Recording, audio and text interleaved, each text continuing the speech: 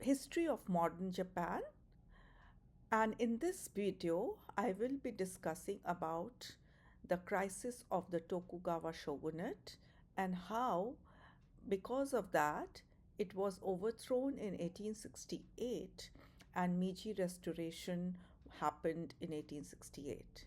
My name is Dr. Nuti. I teach in Sri Venkateshwara College, University of Delhi. Now, in order to understand this topic, we have to go into the background, the political, social, and economic conditions of Japan in the 19th century.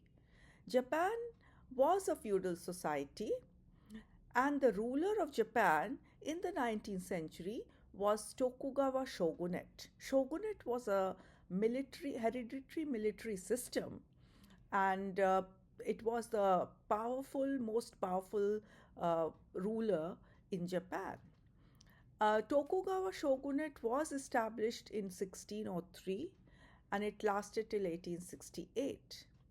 During Tokugawa shogunate period, political order was characterized by peace and social order. However, by 19th century, new contradictions set in which led to the decline of the Tokugawas in 1868. This is the Edo. Edo is the capital of Japan at that time, and it was the political headquarters of the Tokugawa shogunate. Although there was also another capital which was known as Kyoto, and it was in Kyoto that emperor resided, but emperor was just a figurehead. He did not have any power, and he was not allowed to leave his capital city and meet anyone. Now, as far as polities of Japan in the 19th century is concerned, it was divided into 265 Hans. Hans means provinces, and the central authority was, of course, in Edo, and it was the Tokugawa shogun. Rest of the territories were divided amongst various feudal lords who were known as daimyos.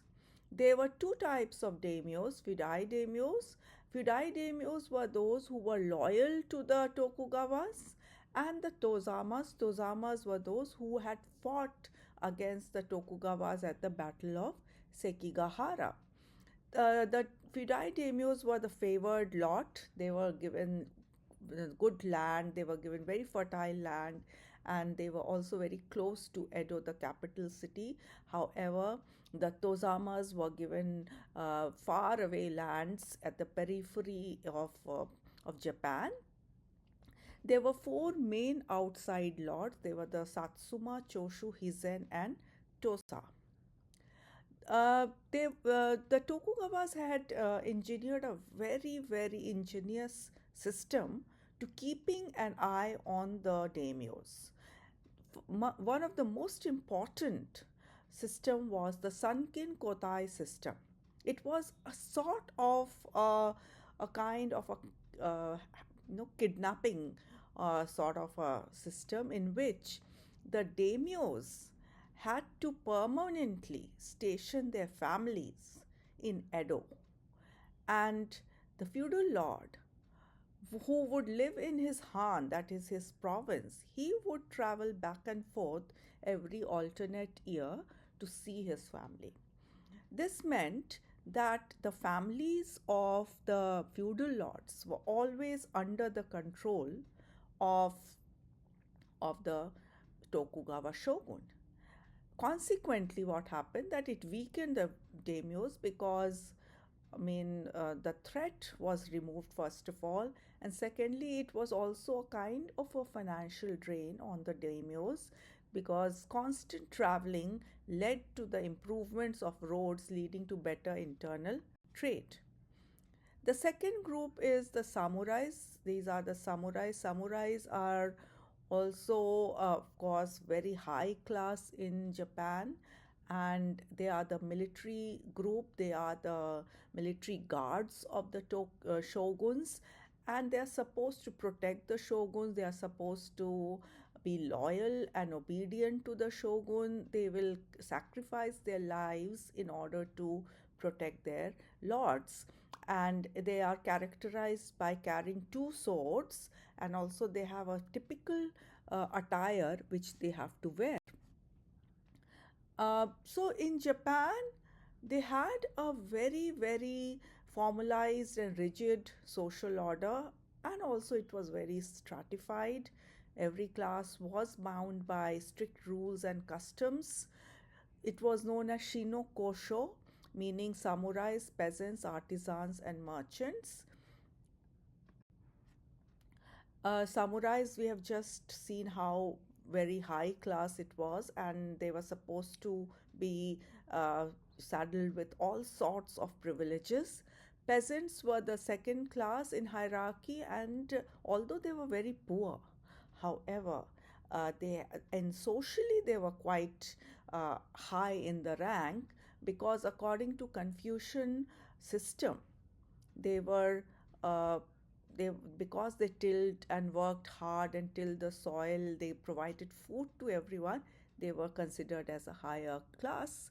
The the lowest classes were the artisans and the merchants. The merchants were considered to be very cunning and crafty, and they were the ones who made a lot of money, and that is why they were considered as the lowest class. However, uh, economically, they were quite rich. They had amassed a lot of wealth. Economy, as you can see, economy was quite dynamic in Japan, and 17th century Japan had witnessed a tremendous economic activity fueled by population increase, growth of urbanization, growth of production, and increased internal commerce. Handicraft production had reached a pinnacle, and agricultural production had also increased. There were several cities which had become very large. Most important amongst them was Edo, Kyoto, and Osaka. However, now we will come to the to discuss the internal crisis in 19th century Japan. What was the crisis in Japan which led to the downfall of the Tokugawa shogunate? Because as we have seen, the Tokugawa shogunate had established a very peaceful and stable order, and the economy was also growing. Society was stratified. There were no wars happening in Japan at this point of time. No external enemies also had come. But however, still there was a rot in the system. And what was that rot that led to the decline? Barrington Moore Jr., he blames twin features of peace and luxury. Peace permitted a commercial way of life to emerge, which eroded much of feudal edifice. Luxury led to an increase in expenditure for the daimyos, thus making them increasingly dependent upon the merchants for loans, etc. Samurais, they were the fighting class, isn't it? And their role in the society was to fight. However, because there were no wars happening, the samurais became unproductive. They became redundant, and because of the strict class stratification, they were not allowed to do any other work.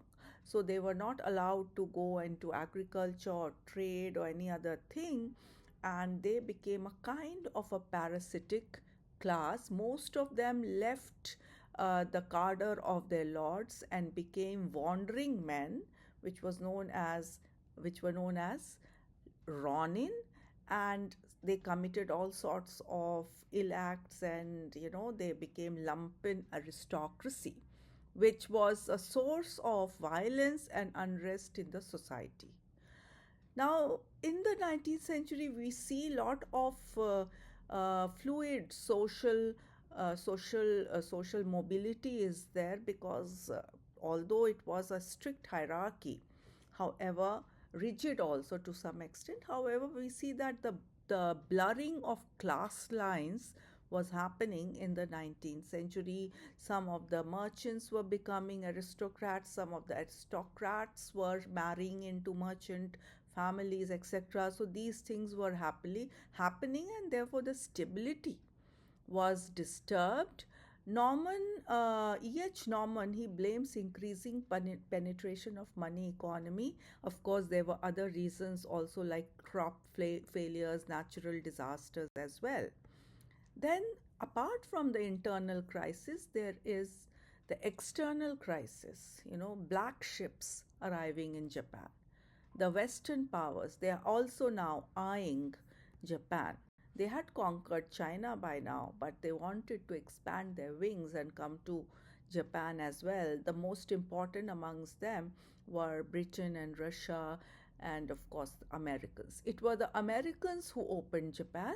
Uh, and Matthew Perry, as you know, he was first who signed a treaty with Japan. Then later on, uh, uh, some other people also, Townsend Harris, he signed the first unequal treaty with Japan in 1858. Now the economic impact of the opening of Japan was huge on Japan. It led to a kind of disruption in the monetary system. Money supply increased, causing sharp inflation. Impact on handicraft production was also there because more imported goods were arriving, which meant that the handicraft production was hit very badly.